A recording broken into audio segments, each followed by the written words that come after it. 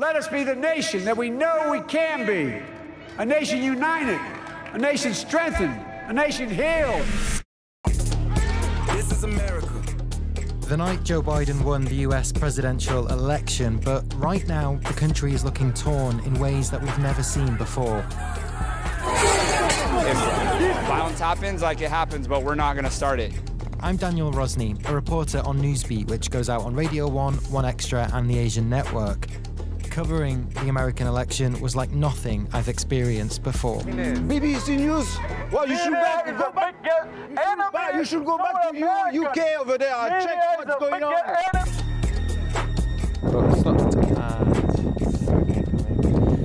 Just looking at the price tags of the guns, they're not cheap. There's one behind you there for $4,500. Oh, we got one for $30,000.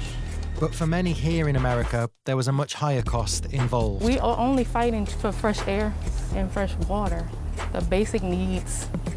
And it was all in the middle of a global pandemic that saw record numbers turn out to vote. But not all are willing to accept the result. I think America went from the most respected nation in the world to the most worst one, a laughingstock is what I think.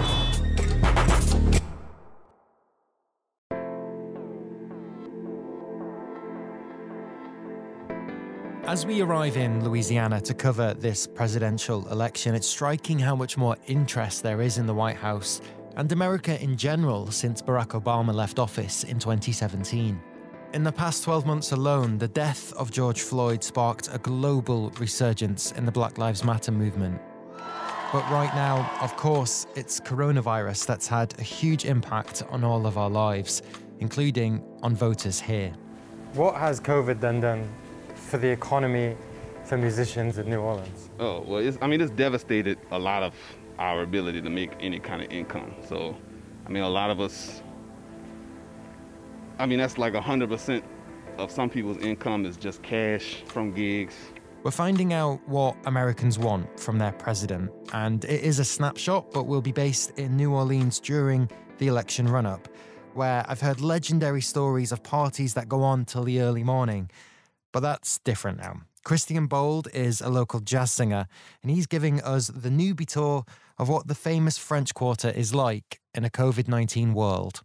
I haven't walked down the street in a few days, so, physically it's the same, but you see all of these closed doors.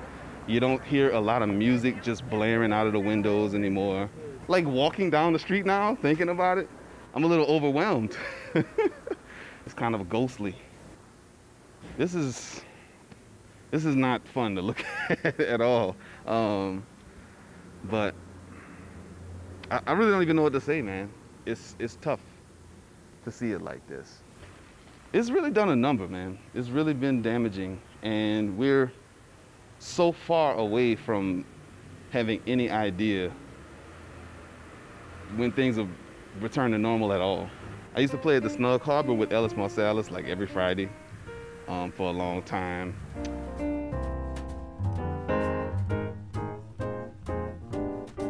Ellis passed this year because of COVID. Ellis was already, up in age. It's a lot of memories here at Snug. I spent a good portion of my time here. This is where I kind of discovered that I wanted to be a musician.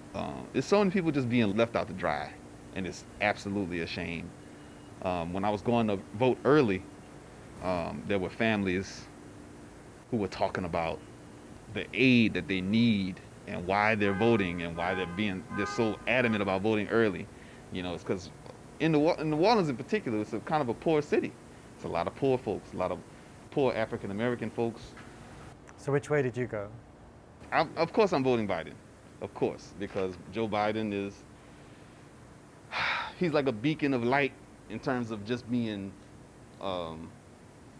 sensible, being understanding, having some empathy, having some humanity. The way that money and government interplay, that's really what's screwing New Orleans over. That's what's been screwing New Orleans over forever. It's just money and politics, interfering with our priorities, as a state and as a nation. It's quite a big day today because this is the stadium of the Saints, the New Orleans Saints. It's the first day since the pandemic started that they've allowed fans into the stadium to watch a game. If jazz isn't your thing, then American football might be. And round here, there's only one team that matters, the New Orleans Saints. Also, don't at me. It wasn't until looking back that I realized my mask was on upside down. Sorry. BBC, baby! We wide open in New Orleans all the time. The Saints keep New Orleans going, let me tell you. Tell me about the game. What happened? It was amazing. It was great for us to finally be in the stands to see our Saints play. We really know that we made a difference in that play, for sure. And how are you feeling about the election? Hey, the election's coming up. It's important that everybody cast a vote. Please, everybody, go out and make a vote for who you think is going to be the best person to represent our country at this time. Who do you think the best person is? Nope. No comment. No comment. Why no comment? Because I want to keep it to myself, you know, because I want it to be everybody's individual decision versus somebody else saying who they voting for. Hey, two things to say, who dat and Trump 2020. How are you feeling about next week's election? No response there, Captain. I feel scared. Why do you feel scared? Well, you know, I can't really be too crazy about either candidate, to be quite honest with you, you know? But, hey, I'm ready and open to change if there is. But, you know. Who that? Who that said they gonna beat them Saints? Who that? Where we are on the Louisiana coast is right in the middle of the American Deep South. As a city, New Orleans traditionally votes for the Democrats. That's Joe Biden's party this time around. But within the region, New Orleans is, well, it's a bit of an anomaly. A few other parishes in the state are likely to vote Democrat again, but the majority, especially the more rural areas away from the big cities, tend to vote Republican. Donald Trump's party. So, after a couple of days in New Orleans, not listening to jazz music, it's time for us to pack our bags and head out of town.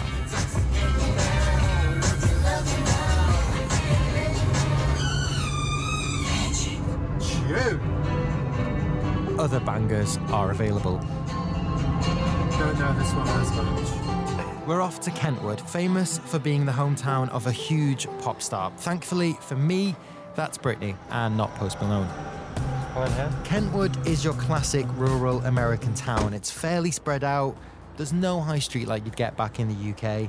To be honest, there's not that much here. Population, 2,500. And today, not a huge number of people out and about, but those that are, well, they pretty much agree with each other. Donald Trump's kicking ass. Well, what made him convince you to vote for him? That he don't need nothing from nobody. He stands for himself and what he believes. And is that you? Yeah, I'm behind him. I hope he gets it again. Donald Trump, when he talk, when he's our president, he's for us. He's for our country. Our country comes first. And that's what makes us mad, because when they talk about the other countries, get us first. This supposed to be the land of the free. Show us this the land of the free. He might say little clown words on TV to make us laugh, but that's just a show. His actions is showing more than his words. I like my country. It is not just the black, it's black and white. We is here, and we being forgotten about. Why do you think you're being forgotten? And we have a lot of foreigners here. Americans, we speaking our own English and not walking everywhere we walk and listening to Mexicans and Chinese and Arabians and all of that other kind of languages we don't understand. American is American, like we talking American. We couldn't come all this way and not pop into the main local attraction, the Historical and Cultural Museum. It's mostly about Britney. That's Miss Faye. She set this thing up and knew Britney growing up. What is Kentwood like? It's the type town where pretty well everybody knows everybody, and we love on each other, we pray for each other, and as a rule, we're proud of each other. Do her family still live in Kentwood? Oh, yeah. Yeah, her mom saw her the other day, so, I mean, you know, we're all still friends. I keep telling Lynn, you got to get Britney back in here and let me make some pictures of her in this museum. What's your favorite part of the museum? it's just a fun adventure, the whole thing, to know that you knew this young child as she grew and got into being a beautiful young woman and a star, and you know, and just has had her ups and downs in life just like the rest of us. She grew up in a goldfish bowl, and that's kind of hard to do sometimes, you know. No shame, I could have spent the whole day talking to Miss Faye about B-sides and album tracks, but after a mandatory photo for the Instagram grid, I remembered why I was there. Do you think Trump will win again? I hope so. I think he's been good for the nation. I know a lot of people say, well, he's a little rough and tumble, but that doesn't bother me. He gets things done, and I'm hoping he will win. I'm going to vote for him anyway.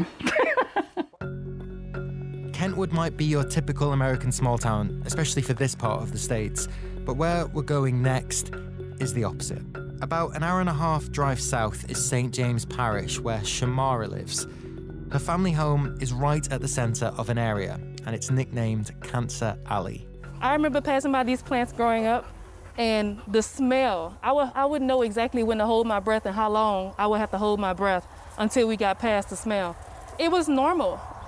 5th District is mostly black, poor community, whereas other districts are more mixed, and then it may be more Caucasian and European. But this one is like 80–90% black here, and that's where the plants are.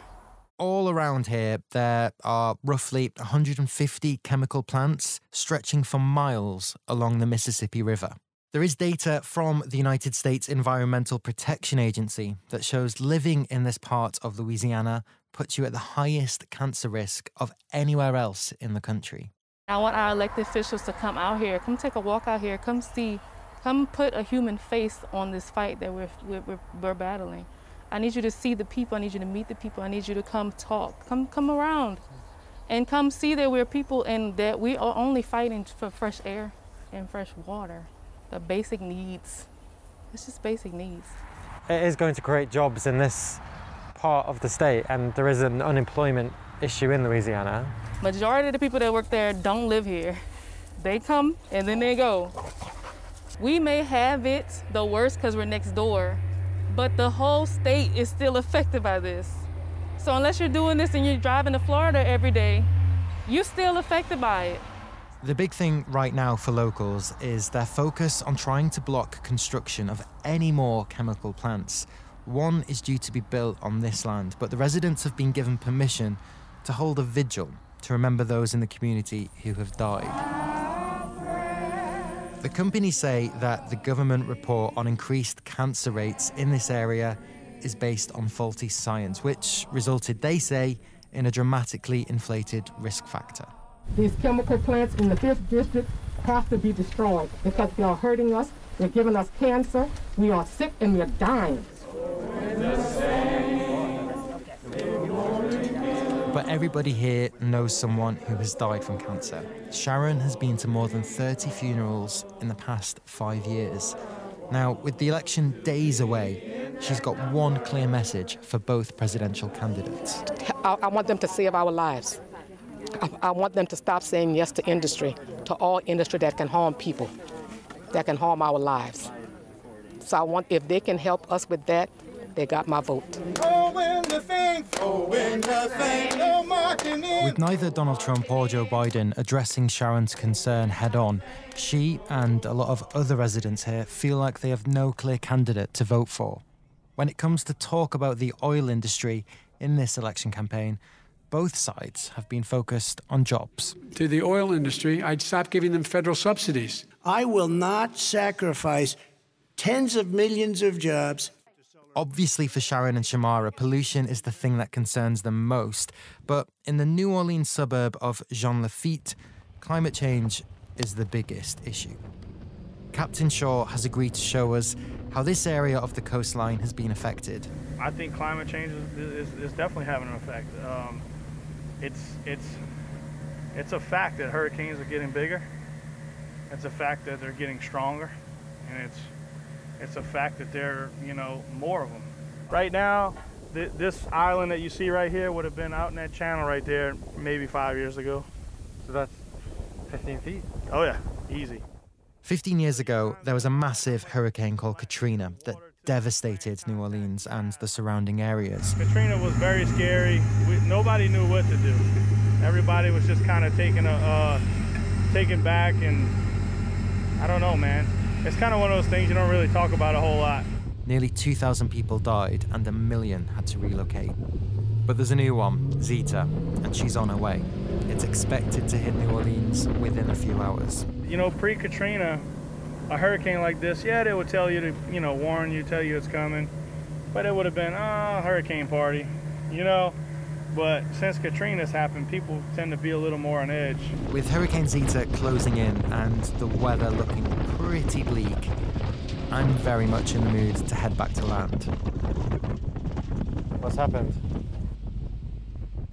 The boat has got caught in something. We're not quite sure what. We're in the middle of nowhere, on water. And the boat has stopped, and there's a hurricane coming.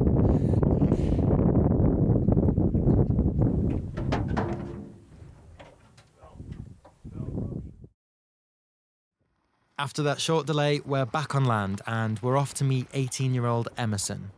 So these houses, they're built up on stilts because when the waters rise, it floods and you can get up to like 6 feet of water. These photos are from Hurricane Ike, which hit a few years back. This is my grandma's house. You can see the people standing in the water. Emerson is still deciding who to vote for. If one of the candidates would directly address the climate change and the coastal erosion and land loss happening in Louisiana, I think that would definitely persuade my vote for them. Hurricane Zeta hit full swing later in the day. She was wet, she was windy, and she left some parts of Louisiana with no power for days. Oh yeah, there's like proper American news crews and everything. And then we rock up. It's polling day and we're in Baton Rouge reporting for Newsbeat. Important question here, Daniel. Why should people here in the UK care who becomes president? Well, Ben, it's a short answer. You become arguably the most powerful person on the planet, so the decisions that the president makes here can have global consequences. In the evening, we went back to New Orleans to watch the results show at a COVID-safe outdoor watch party. Petrol station coffee. It's tastier than you build it to be, but it is now 11:06 p.m. And it was time to work through the night as results started to come in from across America. People in America have been A few hours later, I was back on air with the country in a sort of strange results limbo. Let's go straight to our politics editor, Daniel Rosney, who's live in Louisiana for us. It's too early to call who's won this election. For both candidates, it's looking tight. Then we heard from President Trump. In the last half hour, Donald Trump has said he has won, a claim which is not true because votes are still being counted. At this point, Joe Biden was slightly ahead, but either candidate could still have won, as a lot of votes were still to be counted. But Donald Trump, without any evidence, started talking a lot about what he claimed was election fraud. This is a major fraud in our nation. We want the law to be used in a proper manner. So we'll be going to the U.S. Supreme Court. We want all voting to stop. It was 4 days until we found out who'd won. At CBS News, and we are coming on the air with breaking news at this hour. CBS News projects that Joe Biden has been elected the 46th president of the United States. And emotions ran high. We've won with the most votes ever cast on a presidential ticket in the history of the nation. 74 million. The problem for Joe Biden, though, the second most votes ever cast were also in this election, and it was for Donald Trump. Across many states, there were parties in the street as Joe Biden supporters celebrated his victory.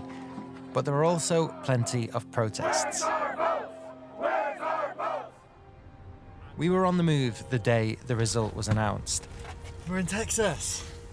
And it's fair to say, not everybody here agrees with the outcome. It sucks. That's how I feel. Why do you feel so passionate?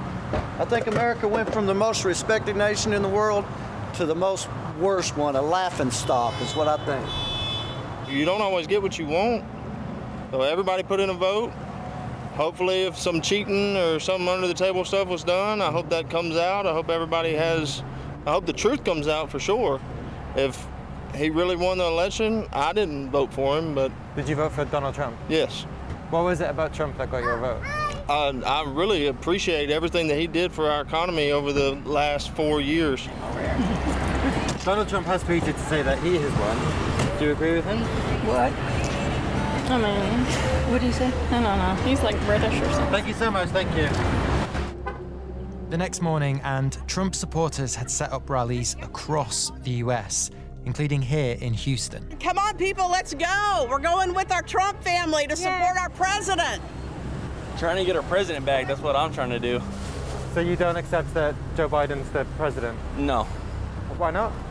I don't like what he's planning to do with the world, with the United States, and from just by what the media says about him. Why would you want somebody like that running our country? We didn't make a lot of friends.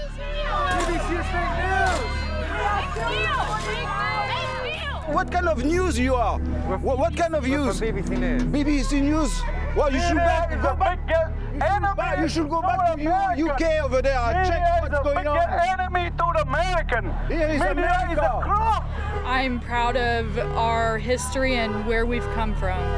And why don't you accept that Joe Biden is the president-elect then? Because it's total fraud. I mean, there are so many votes that haven't been counted yet. They're all fake, dead people. It's just... There's no evidence to support that. Really? That there is no evidence to support that. Really? Are you listening to CNN or something? No, we're from BBC News. Oh, that's why. Sure. They're from BBC. Oh, South. Oh, yeah. Yes. But why? They're live. Yeah, I gotta go. Protests much like this were happening across the country for weeks, but it took until January the 6th this year before things really boiled over. As America's elected leaders met to confirm Joe Biden's victory in the presidential election, Donald Trump was giving a speech. We're going to walk down to the Capitol. What followed was a riot. Feeling like they had the backing of the outgoing president, the Capitol building was stormed by Trump supporters. 5 people died after being involved in the clashes. Joe Biden called on Donald Trump to tell his supporters to stand down. I call on President Trump to go on national television now to fulfill his oath and defend the Constitution and demand an end to this siege. Eventually, that did happen, although he didn't condemn the violence. This was a fraudulent election, but we can't play into the hands of these people. We have to have peace. So go home. We love you. You're very special. There are still plenty of questions to be answered about how protesters could so easily get into the building. Donald Trump was then banned from most social media platforms, but he did finally say he would accept the result. So as the Donald Trump presidency ends and the Joe Biden one begins, I thought back to where our election journey started, in New Orleans with Christian. We can talk about revolution and all this kind of stuff, but we're not in a place where we can talk about that stuff right now. We have to get rid of the threat that's here right now, coronavirus, and in turn, the Trump administration. Did it surprise you how many people voted for Donald Trump? Not at all.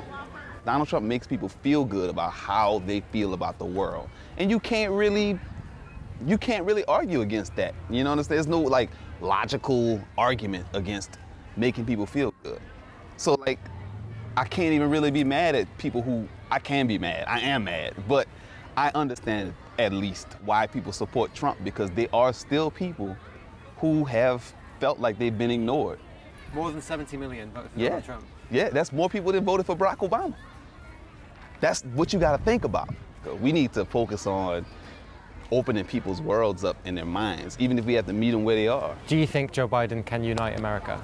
I think America has to unite itself. I don't think there's any president who was the leader of the winning team I mean, by nature of being elected president, there is a division forged, period. Joe Biden's job now, as we say goodbye to the 45th President of the United States and his Twitter account, is to appeal, as he said he will, to the 74 million who voted for Donald Trump. It's a country that is now so politically divided that its own troops are on the streets protecting citizens from people who also live there. Donald Trump might be leaving the White House, but it's clear it's not the end of Trumpism. As well as climate change, racial inequality, the economy, and coronavirus, Joe Biden will also have to tackle that, because Trump supporters are loud and they want to be heard.